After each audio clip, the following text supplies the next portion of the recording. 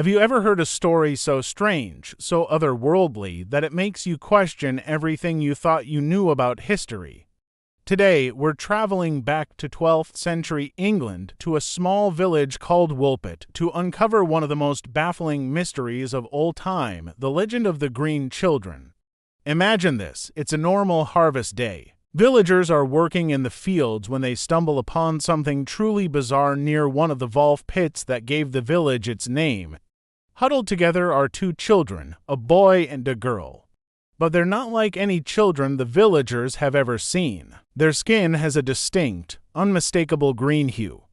They're dressed in strange, unfamiliar clothing, and they're sobbing, speaking a language that no one can understand.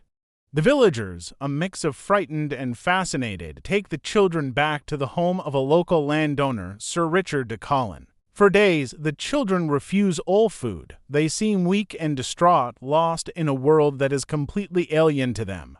Finally, the villagers offer them some freshly picked raw broad beans. The children tear them open, not eating the beans themselves, but eagerly consuming the insides of the stalks as if they haven't eaten in ages. This is the first thing they eat, and for a long time, it's the only thing. Tragically, the boy, who appeared to be the younger of the two, grew weaker and weaker.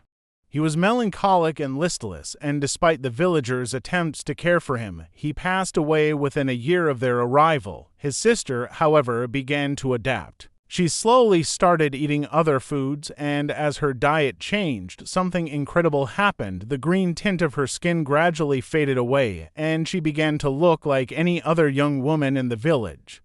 She was eventually baptized and given the name Agnes. Over time, she learned to speak English, and once she could communicate, the villagers were desperate to know the answer to the one question on everyone's mind: where did she and her brother come from?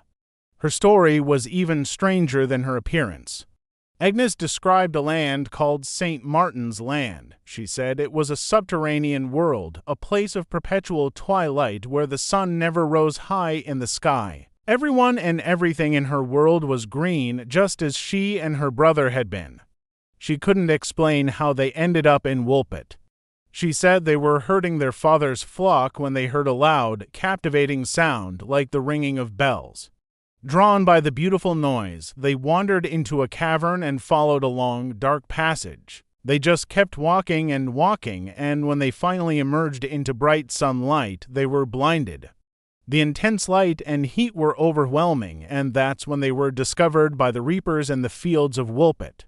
So, what are we to make of this incredible tale? Historians have debated it for centuries. Some believe it's just a folktale, a symbolic story about the clash between different cultures, or a fanciful explanation for something misunderstood.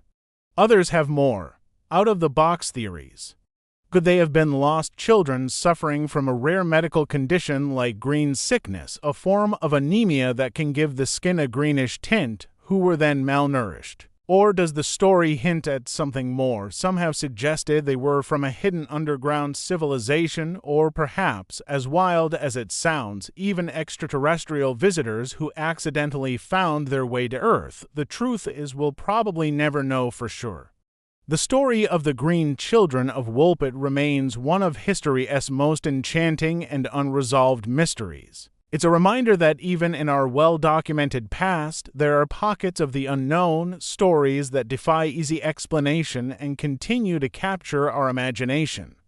What do you think happened? Let me know your theories in the comments below. Thanks so much for joining me on this journey into the past. If you enjoyed this story, please hit that like button and don't forget to subscribe for more dives into history's greatest mysteries. See you next time.